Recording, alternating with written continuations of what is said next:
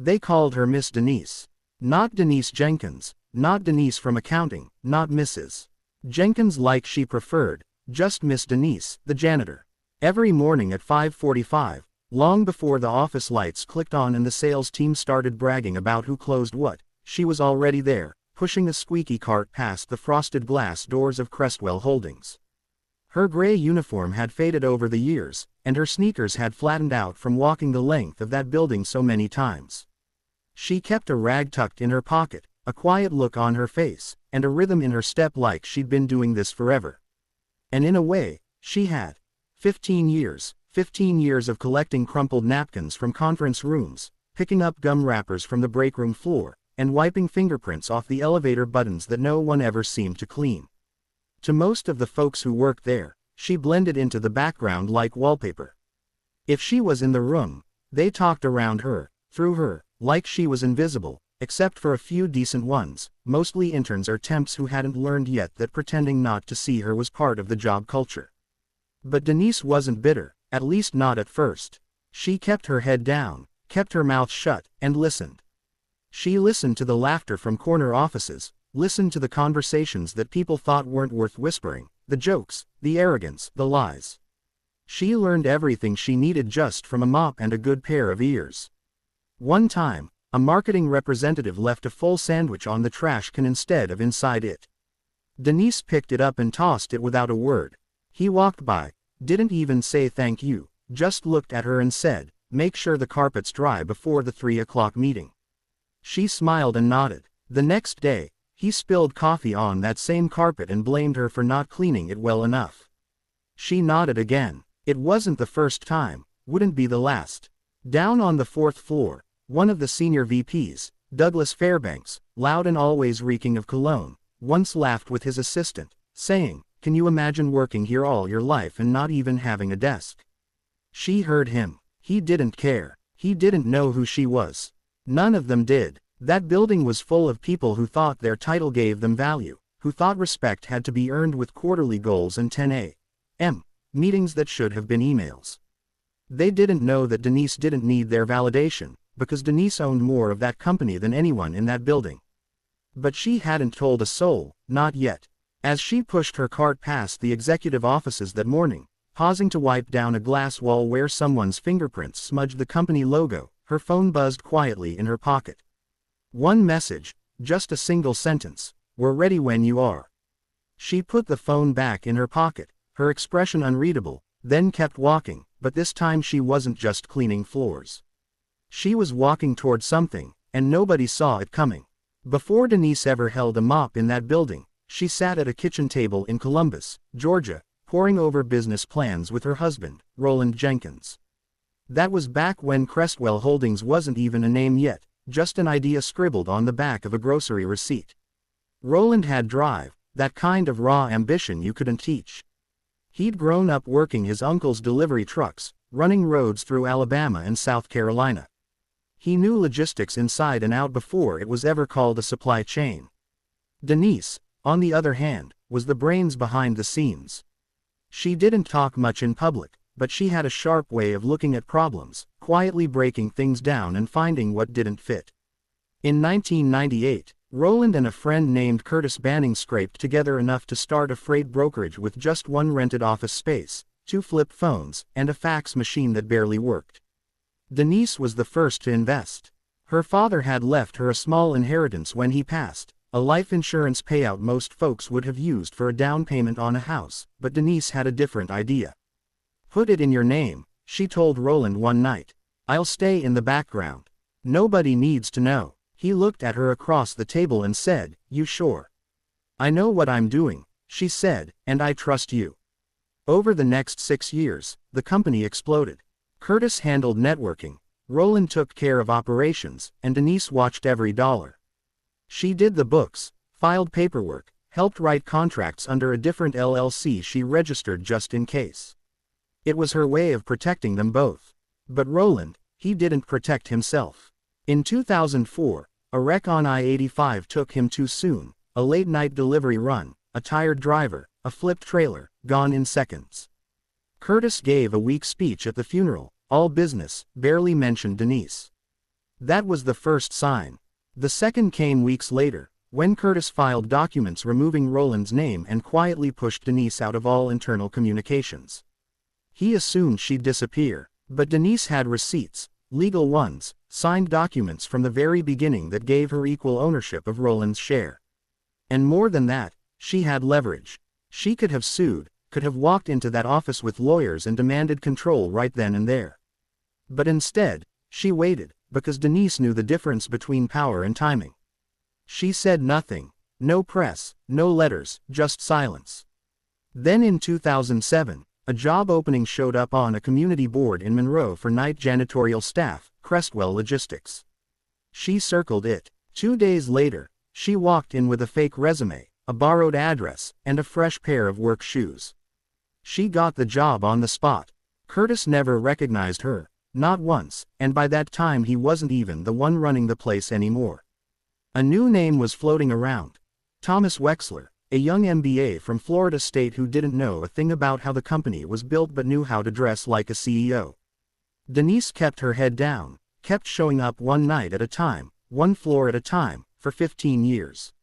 Every trash can she emptied, every bathroom she scrubbed. It wasn't just cleaning, it was surveillance. She listened, watched, waited, and kept every single receipt. But eventually, what you bury comes to the surface, and Denise was almost done digging. By year 10, Denise knew every square inch of Crestwell's headquarters in Birmingham, Alabama. She knew which hallway had the loose floorboard, which microwave sparked when you closed it too hard, and which of the directors routinely used company cards for personal dinners. She didn't need to guess anymore, she knew exactly what was happening. Crestwell had gone from a tight-knit logistics company to a cold, bloated operation where upper management sat behind glass walls throwing out jargon while frontline workers were barely hanging on. She'd watch warehouse drivers come in with backs aching, carrying overtime slips that never seemed to get approved. She'd hear the HR staff whisper about cutting corners on health benefits. And more than once she saw mid-level managers getting escorted out, fired without notice because they'd violated protocol. One of them, a man named Terrence Doyle, made the mistake of speaking up in a staff meeting about salary disparities. He was gone within a week. Denise was invisible in those rooms. No one filtered what they said around her. At first she just listened, but then she started writing things down. She kept a little black notebook inside her locker, tucked behind a plastic bag of backup gloves. It was filled with names, dates, quotes, who said what, when they said it, and who was in the room. If you flipped through the pages, you'd find entries like, February 14th, we can cut the bonus pool for lower staff, they'll take what we give them, Wexler to CFO, room 508. June 3rd, warehouse safety violation ignored, man slipped, no paperwork filed, Brenda saw it. August 19th, heard Wexler say, let the janitor clean it up, that's what she's paid for, I was standing right there. It wasn't bitterness fueling her. It was clarity. She saw a company drowning in arrogance. One night around 11:45, Denise paused her cart outside the 6th-floor executive suite. The hallway was dark except for the light coming from the main conference room. She heard laughter inside. Wexler's voice carried. So I told him if he doesn't like his pay, he can clock out and try his luck driving DoorDash. I've got 20 more resumes waiting. Laughter followed. Then one of the VPs, Meredith Chandler, added, half these folks should be grateful we even let them in the building. They all laughed again. Denise stood there unseen. After a moment she walked away, not with anger but with confirmation. The more she saw, the more she understood. This place wasn't just broken, it was rotten, and they weren't going to change just because someone asked nicely. They needed to be replaced. She started planning quietly, piece by piece. She met with her attorney in the back room of a diner off U.S. Highway 280, a man named Elliot Miles, discreet and direct. She handed him a flash drive. Inside were years of notes, photos, recorded conversations, everything she'd documented since day one. Elliot didn't say a word for a long time after going through it. Then he looked at her and said, you know, once you do this, it's going to shake that whole building. Denise nodded. It's already shaking. They just don't know it yet. He smiled. I'll start drafting paperwork. The plan was simple. Let them walk straight into their own trap. Let them keep thinking she was just a cleaning lady. Let them underestimate her one more time. She wanted them confident, comfortable, because the fall always hits harder when you never saw the ledge. But sometimes even the most patient fire needs just one spark, and that spark was about to happen on a regular Tuesday afternoon. It started with a paper plate. Denise had just finished cleaning the third-floor break room, wiping down the counters, taking out the trash, refilling the cheap powdered creamer they called premium. She was walking past the long conference hallway when she saw it. A half-eaten slice of birthday cake sitting dead in the center of the hallway floor, fork sticking out of it, chocolate smeared on the carpet. Someone had just left it there, not even on a table, just dropped it. She bent down slowly, not because it was difficult, but because something about that plate felt deliberate, like someone did it just to see what she'd do. As she picked it up, she heard the voice. "You missed the spot." It was Wexler, standing at the end of the hallway, hands in his pockets, smirking like a man with nothing to fear. She turned her head just slightly. "Excuse me." He walked toward her slowly. "Right there," he said, pointing to the floor next to where she'd just cleaned. "We're about to have a client presentation in here. Think you can give the floor another pass before they come in?" There was no spot, not even a scuff. Denise stood up, cake plate in one hand, mop handle in the other. She didn't say anything. Wexler stared at her, then chuckled like she was part of some inside joke. "I swear, sometimes I think you people just pretend to clean so you can stay on the clock." Her eyes narrowed just for a second. "What people is that?" she asked. He paused. "Oh, come on," he said, laughing it off. "Don't be so sensitive. I'm just saying, if I paid you a little more, maybe you'd find the spots before I did." She blinked once, no expression, then nodded. "I'll make sure it's spotless," she said. Wexler clapped his hands once. "That's what I like to hear." He walked off, proud of himself, thinking he'd put her in her place. He had no idea. That night, Denise didn't go straight home. She went to the Crestwell Records room, an area she had quiet access to after hours thanks to a badge she'd borrowed from a manager who'd once left it on a sink. She'd kept it for months just in case. She moved quickly, pulled files, took photos of emails and budget reports, and most importantly printed a bonus report from that same quarter. It showed Wexler had given himself a $55,000 performance bonus for operational excellence, meanwhile cutting employee meal stipends, reducing driver overtime rates, and freezing raises for custodial and warehouse staff. The final straw came the next morning. One of the janitors, Cynthia, came into the locker room crying. Her teenage son had been in a car accident, and she'd asked for a day off to visit the hospital. Her request was denied. "Not enough coverage," they said.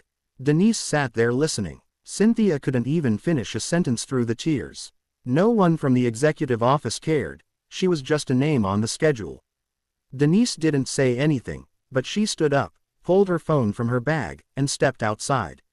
She called Elliot. "It's time," she said. "You sure?" "I'm sure." "All right," he replied. "It's going to be messy. I've been cleaning up messes my whole life," she said.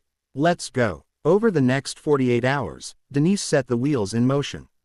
She gave her lawyer the final receipts, made arrangements for a closed-door shareholder meeting, and scheduled an emergency review under her legal rights as majority holder. The funny thing was, none of them noticed, not even when she came in the next day wearing a new coat, a pressed blouse, and shoes that hadn't touched a mop in months. She walked past the front desk, didn't even glance at her old cart, and took the elevator to the 8th floor, straight to the boardroom. But what she had to say wouldn't just change her life, it would shatter everything they thought they knew about power. The boardroom at Crestwell Holdings had 12 leather chairs, one ridiculous chandelier, and a $14,000 custom table flown in from Seattle. Wexler once bragged about it being real walnut, like that was supposed to mean something to the janitors who cleaned gum from under it. At 10 a.m. sharp, the quarterly review began. Wexler stood at the head of the table, arms crossed, tie loose, like he owned the oxygen in the room. To his left sat Meredith Chandler, his second in command. Next to her sat Curtis Banning, the only man in the room who should have known what was coming, except he didn't. Denise walked in 5 minutes later, silent as a held breath. "No mop," no gloves, just a navy blue blazer and a folder in her hand. Wexler frowned. I'm sorry, we're in a meeting. Maintenance is supposed to come through after hours. She didn't blink. I'm not here for maintenance. The room shifted. Meredith squinted at her. I'm sorry, do you have an appointment? I do, Denise said, walking slowly to the far end of the table, and I believe the shareholders were properly notified. That's when Elliot walked in behind her, briefcase in hand, calm as ever. Good morning, he said. My name is Elliot Miles, legal counsel for Mrs. Denise Jenkins, majority shareholder of Crestwell Holdings. Silence. Wexler's mouth opened, but no words came out. Denise laid the folder down on the table and flipped it open. Inside were signed partnership agreements from 1998, updated ownership documents, and a notarized letter transferring full voting rights to her upon Roland Jenkins' death. Curtis shifted in his seat like someone had pulled the rug out from under his feet. No, he muttered. That can't be right. Denise turned to him. You remember the contracts, Curtis. You helped write them. He didn't speak. She stepped forward, her voice calm and low. For 15 years I watched this place become unrecognizable. Watched you pad your bonuses, ignore safety violations, and punish employees for asking for basic decency. She looked straight at Wexler.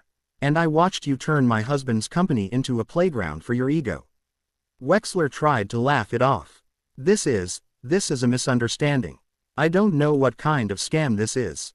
It's not a scam, Elliot interrupted. All documents have been verified, and as of this moment Mrs. Jenkins has called for a vote of no confidence in the current CEO. She has the authority to do so under the original shareholder agreement. Wexler stood up, both hands on the table. You don't know what you're doing. Denise walked around the table slowly, looking each person in the eye. 15 years, she said. You all looked past me like I wasn't even there. You let people suffer. You let this company rot. I gave you every chance to show some humanity. She paused at Wexler's chair. And you failed. He turned red. You think you can just walk in here and take over? She leaned in. I am the company. Elliot placed a small stack of letters in front of each board member. Effective immediately, Mr. Thomas Wexler's contract is terminated.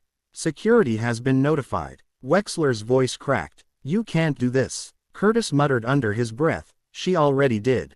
Security entered seconds later. They didn't say a word, just waited. Wexler looked around the room for backup, found none, grabbed his phone and his pride, and stormed out, followed closely by Meredith, who suddenly remembered she had another meeting. Once the room cleared, Denise turned back to the board. I'm not here to play boss, she said. I'm here to rebuild what this place used to stand for. One of the younger board members, Jonas Evers, barely 30, raised his hand. What exactly do you want to do first? Denise smiled. Start by listening to the people who've been ignored the longest. She closed the folder. Change starts today. But just because you take out the garbage doesn't mean the house is clean, and Denise knew the real work was only beginning. The following Monday morning, Denise parked in the executive lot for the first time. She didn't like it, not because of the space. It was bigger, closer, covered from the rain, but something about that lot felt disconnected, like it had been reserved for people who didn't know what it meant to sweat. Still, she parked, walked in, head held high. She greeted the front desk receptionist by name. Good morning, Tasha. The young woman blinked. Miss Denise, it's just Denise now. She stepped into the elevator. No mop, no cleaning cart, just a notepad and a full calendar. By 9:30 a.m. she was in her office, new paint on the walls, the same window view Wexler used to brag about. But she didn't spend much time looking out, too much to do inside. First thing she did was call a staff meeting, not for the board, not for the executives, for the employees, drivers, admin staff, janitors, customer service reps, all invited. The room filled up quick. People looked confused, some suspicious, no one knew what to expect. Denise walked in, stood at the front, no microphone, just her voice. I want to start by saying thank you, she began. Most of you never knew who I was, and you didn't need to, because your work spoke louder than any title in this building. She paused. I'm here to change things, but not by myself. I've spent years listening to your frustrations, your fears, your ideas, quietly. Now I want to hear them out loud. People started shifting in their chairs. It wasn't what they expected. A driver named Alonzo raised his hand. Does this mean we get overtime back? Yes, Denise said, and retro pay for the last 2 quarters. You'll see it on Friday's check. A woman from HR, Deborah, stood up. And the health coverage, it's been getting worse every year. We're already reviewing new providers, Denise said, and every employee will get a survey to weigh in. No more backroom decisions about your well-being. There were no applause breaks, no over-the-top reactions, just silence, and then murmurs, people turning to each other like they were slowly realizing she was serious. Someone asked, what about the people Wexler let go without cause? We're reviewing those terminations, she answered. If you were wrongfully dismissed, you'll be contacted. No guarantees, but you'll get your name cleared at the very least. Another voice from the back, you're really the owner. Denise smiled. Always have been. She ended the meeting with a single promise. If you speak, I will listen, and if you work, you'll be respected. After that, things didn't get easier, they got harder. The remaining executives didn't exactly welcome her with open arms. A few tried to block her decisions, arguing she didn't have the business background. One even questioned if she knew how to scale growth. Denise looked at him and said, I scaled my grief into silence for 15 years, I think I can manage your spreadsheets. That shut him up. She brought in new department heads, promoted from within, people who had been overlooked for years. She changed vendor contracts, renegotiated warehouse leases, and brought back the annual employee appreciation day that had mysteriously fallen out of budget years ago. She visited every single department, sat with them, ate lunch in the break room, listened, and slowly the building began to feel different, not softer, just realer. One night, Cynthia, the janitor who'd cried over her son's accident, left a note in Denise's office. It said, I didn't think anybody like us could ever make it to a place like that. You proved me wrong. Denise kept that note in her top drawer. But even after all the changes, one question kept coming up in whispers, and Denise knew she'd have to answer it. Why did she wait so long? It was a question she heard over and over. Why'd you wait, Denise? Some asked it with curiosity, others with doubt, a few with quiet resentment, like maybe she'd let it go too long. But Denise never got defensive. She'd just sit back in her chair, lace her fingers, and say the same thing every time, because power only matters when you know how to use it. See, Denise didn't wait out of fear. She waited because the company needed to show who they were without her influence. She needed to see it with her own eyes, needed the rot to rise to the surface. Because if she had stepped in too early, they would have said she overreacted, they would have gaslighted her, spun it like she was making noise about nothing. But 15 years of silence, that made her undeniable. She saw everything, she let it play out, and when the time came, she didn't argue, she just showed them the truth. And they folded under the weight of their own decisions. The janitor had become the witness, and eventually the judge. One afternoon, she walked back into the same hallway where Wexler once pointed at the spot she missed. Same carpet, same light, except now it was spotless, and no one dared talk down to her. An intern passed her in the hallway, slowed down, and said nervously, Hi, Mrs. Jenkins. She smiled. Just Denise. That afternoon, she hosted a small gathering for the staff in the company courtyard. No speeches, no banners, just food trucks and folding chairs and people laughing again. Alonzo, the driver, clinked his soda can against hers. To the quiet ones, he said. Denise raised her can to the ones they never saw coming. The lesson wasn't just about her ownership. It was about how easily we judge people by their uniforms, how quick we are to talk over someone holding a mop, how fast we are to assume value is tied to job titles in corner offices. Denise wasn't the exception, she was the reminder. People aren't invisible just because you stop looking at them, and sometimes the person sweeping the floor is the one who built the house. So if you work with someone you've never really talked to, maybe stop and say hello. You never know who's holding the keys to the whole building.